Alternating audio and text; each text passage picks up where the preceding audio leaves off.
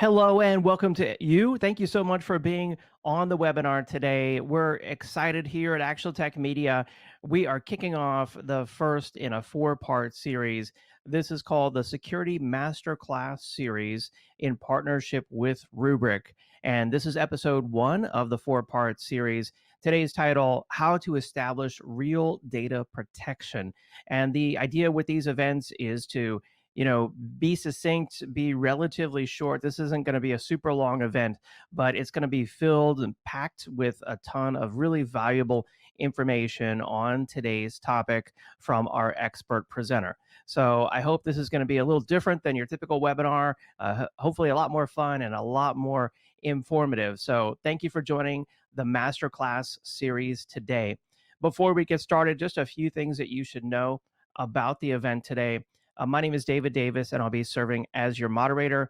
We want this to be an educational event. That's the idea here with the Masterclass series, especially. We want to help you to hone your skills and get all your questions answered when it comes to security and data protection. So keep those questions coming throughout the event. We have our best question prize. I'll talk about that here in just a moment. But if you haven't found the questions pane, it's right there next to the handouts tab. We appreciate all the hello and good afternoon messages, but we also want your questions for our Q&A session. So keep those coming. We have a number of handouts available for download there in the handouts tab as well. There's a link to the Rubrik Atlas file system, a link to the magic of an immutable backup architecture, and finally, a link to the definitive guide to Rubrik Cloud Data Management. So make sure that you check those links out. At the end of the webinar, I'll be announcing the winner of our $300 Amazon gift card door prize. If you're watching this on demand, of course, the drawing has already occurred.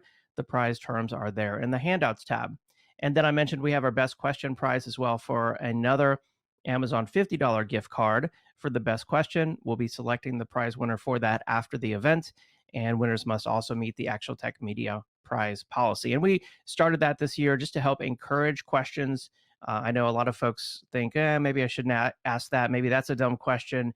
But no, we want your questions, and the best question prize is there to help encourage those, maybe shake some questions loose. And with that, it's time to kick off the first of our Security Masterclass series events with our expert presenter. Welcome, Mr. Jeff Inouye, Technical Marketing Architect at Rubrik. Jeff, it's great to have you on. Take it away. First segment in our Masterclass series, where we're going to cover topics on data protection, data security, as well as extracting additional value from your backups. My name is Jeff Inouye, and I'm a Technical Marketing Architect here at Rubrik, and I'll be your guide through this presentation as we examine the operational and architectural challenges in backup security. Today's presentation is on how to establish data security in your backups. We will start with the objective of backup security and examine the traditional problems that are encountered. We will then dive into the Rubrik solution and describe how we use a defense in depth strategy to create a scalable and secured solution for the enterprise. And finally, we'll round things out with a demo of one of our latest security enhancements. Data security is a challenging feat for the sysadmin through the CISO of an organization, as there's a myriad of solutions and design choices that have to be made to secure digital assets. But when we take a holistic view, backups, just like production data, need to have three main attributes: confidentiality, integrity, and availability. Or in other words, you have to ask yourself, who or what has access to our backups and backup systems? Can we ensure the authenticity of our backups? Is our backup system ready to restore data when we need to recover? As we examine this problem further, what we've noticed in environments is the problem of a disjoint solution, or the scenario where the IT organization is responsible to bring the infrastructure to the table where the backup application is then installed. At the granular level, the sysadmin is responsible for the patching and hardening of the individual systems within the stack. This ranges throughout the infrastructure layers of software and storage, as well as others as the deployment grows. This includes secure connectivity in the application stack, where security controls are directly correlated to the levels of operational policies, procedures, and templates that must be maintained for governance. Meticulous accounting and auditing of service, domain, and local accounts is required. Often you'll find it is a best practice to segment authentication domains and directory services. This is due to the integration of domain accounts as a dependency for the application to operate. The result is a deployment where the application and infrastructure are decoupled. The application lacks tight security controls over backups as they have very limited, if any, visibility to the underlying infrastructure. Now that we have a baseline for some of the problems at hand, let's take a look at some of the resulting scenarios that pose a risk to your security posture. Access control management can experience sprawl and configuration drift as both domain and local accounts are individually managed, leading to security holes in the configuration. In the same light, weaker protocol security such as SMB or NFS can also lead to additional vulnerabilities. These protocols can be susceptible to man-in-the-middle attacks and other techniques such as IP spoofing. Backup files are often stored in their native format, stored on multi-purpose file systems that are not immutable. Access can be gained through several vectors such as RDP, internet browsers, or other applications. If the operating systems are not properly secured, this can lead to additional risk of exfiltration. Although immutable storage repositories can be configured, they are still the responsibility of the administrator, and in essence, they are susceptible to the same operational risk. As a recap, the primary issue is that we end up with a decoupled application and infrastructure. Complex account hardening of both domain and local accounts have to be continually managed and scaled as the infrastructure team grows and as responsibilities shift. Multi-purpose file systems do not hold backups in an immutable format and require additional measures to ensure immutability. Continual patching and hardening of the backup stack are the sole responsibility of the IT administrator. Now that we have tabled some of the common problems in backup security, let's take a look at how Rubrik addresses these problems from the ground up with a defense-in-depth approach. Security has always been an important part of Rubrik, and we continue to make it better and stronger every day in an effort to defeat ransomware and other malicious activity. Our product is designed and built based on an approach that incorporates security controls at multiple layers to defeat attacks. These layers act independently and provide defense against malicious activity. If a layer fails, the next layer picks up. If we start at the core where the data is stored, the Atlas file system is a purpose-built file system that is built for security, resiliency, and data integrity at scale. The file system was built with the intent to support backup and recovery.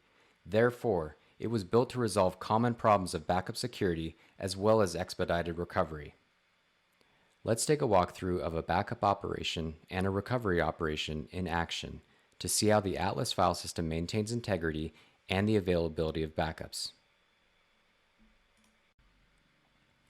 When a backup is ingested by the system, it is broken up into blocks that are checksummed, and then the CRCs are written to a fingerprint file. To ensure integrity, this fingerprint file is always referred to when Rubrik handles the backup file during a recovery or an automated data integrity check. While writes are being performed on the system, Atlas distributes the data to the appropriate nodes to maintain fault tolerance.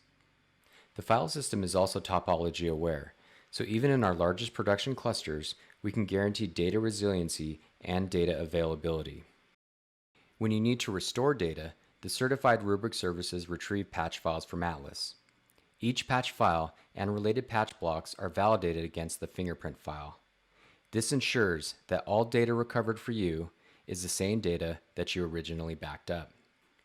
This is done on an automated basis in the background, as well as an inline read process to ensure data integrity. If we think about the interconnect of any backup system, the network isn't typically that complex. It is, however, pretty challenging to secure the connectivity from end to end for all systems in the stack. This is where a zero trust design comes in handy.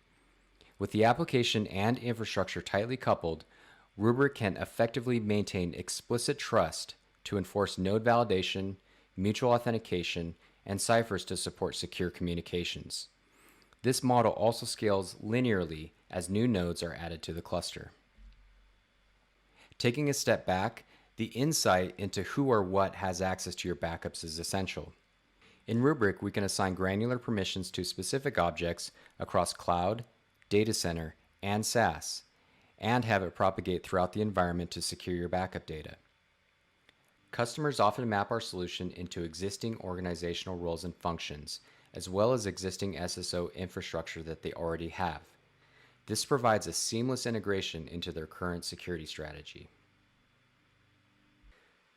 Multi-factor authentication has been a part of the Rubrik product for a while now, but we recently increased our access security with a time-based, one-time password feature where we can integrate with SAML 2.0 compliant applications.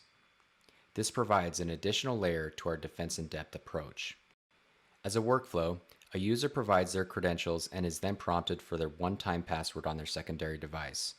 Once this is successfully entered, access is granted to the system. Directory services are a key threat to backup security when compromised. In other words, if there's only a username and password protecting your backups, then there's a security issue that needs to be resolved. Remember the rogue admin from a few slides ago? Well, he's back, and this time he wants to wreak havoc on your Rubrik system. He's passed by multi-factor authentication and intends to make modifications to an SLA policy for your Tier 1 systems. Unfortunately for him, he has run into our SLA retention lock, which prohibits any reduction to data retention, removal of systems, or modification to the replication or archival policy. These types of changes can only be performed with Rubrik support intervention, where two pre-selected individuals in your organization have to validate their identity and grant permission to perform actions. Now let's circle back to the previous problems that we traditionally encountered in backup environments and recap on how Rubrik solves these challenges. With a secure, scale-out solution that protects your hybrid cloud environment, you gain tight control over system access with global RBAC, granular permissions, and multi-factor authentication that all provide layer protection against unauthorized access. A zero-trust architecture defends against man-in-the-middle and IP spoofing attacks by granting explicit trust to user and system resources. And finally, the Atlas file system that is purpose-built for the application and provides immutable backups with guaranteed integrity. Let's hop into the demo and take a look at how simple it is to enable multi-factor authentication with time-based, one-time password protection. Here we have Tim, who is logging into Rubrik CDM for the first time since the administrators turned on two-step verification. He enters his username and password as normal and is brought to a new dialog where he can configure his Authenticator app and retrieve a time-based one-time password. He scans the QR code and then provides the verification code. Now that Tim is granted access, if he ever needs to change devices or Authenticator applications, he can do that inside the Rubrik UI on his own. Let's take a look at the login process after he's configured for MFA and a time-based one-time password. Once again, he puts in his username and password and is then prompted for the verification code from his Authenticator app. This two-step verification feature is critical if directory services is ever compromised in your environment. As discussed during the presentation, if your backups are only protected by a username and password, then there is a security issue that needs to be resolved. I greatly appreciate your time today, and I hope to catch you on our next segment of the series, where we will explore how Rubrik provides visibility when ransomware strikes. Back to you, David. All right. Thanks so much, Jeff. A really cool demo there. I appreciate you taking time to show us exactly how that works. There's no, replacement for seeing it for real with your own eyes. So a really cool features, really cool demo there with the Rubrik solution. Jeff, you ready to take some of these questions from the audience? Yeah, for sure. Excellent. All right. Let's see. First question I wanted to ask you, Kaylee's wanting to know what about integration with third-party services? What sort of integration options does Rubrik have? Yeah, so I saw that question pop up, and I'm assuming it's with authentication services. Uh, so anything that's SAML 2.0 in terms of the ToTP feature can be utilized. Excellent. And I assume this is just part of the Rubrik solution. This isn't an additional like license or something that has to be added on. Correct.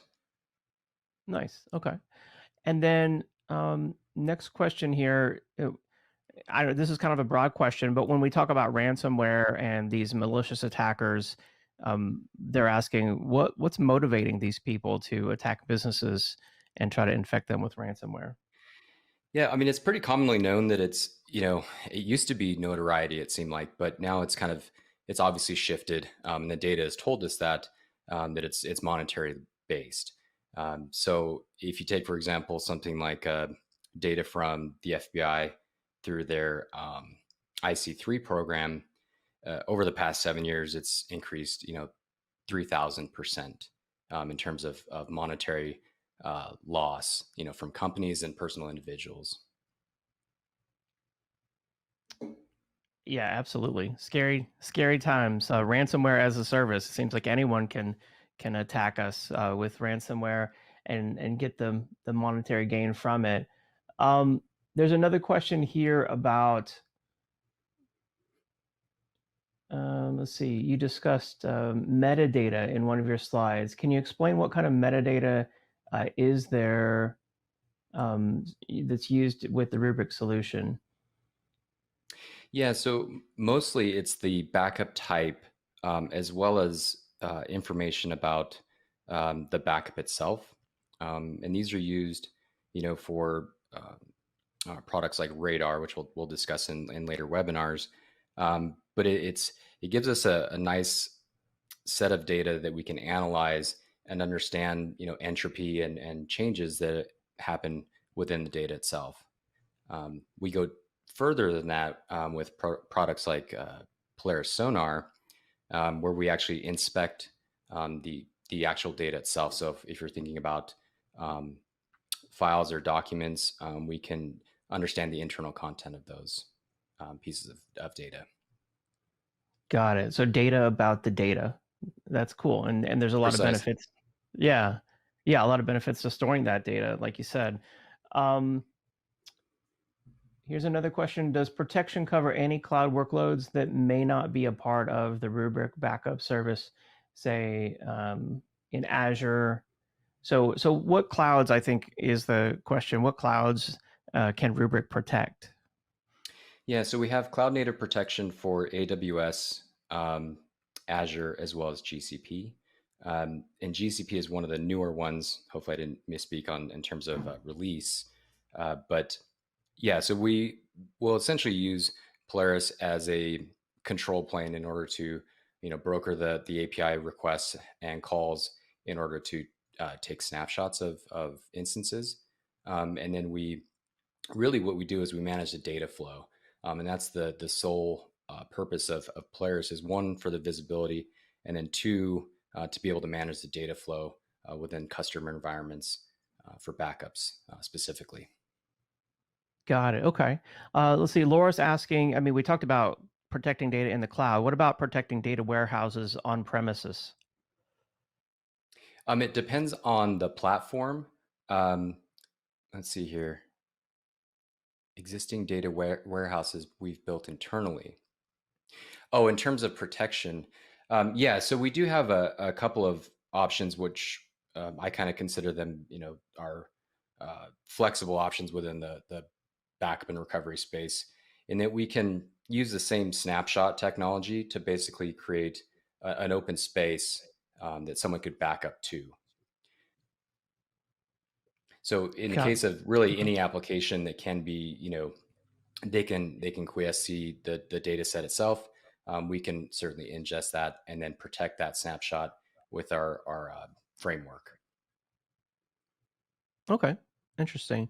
And then there's a question about Sonar. What is Sonar using to detect ransomware? How do you know if you have ransomware infecting your data? Yeah, and Sonar is actually used for data classification.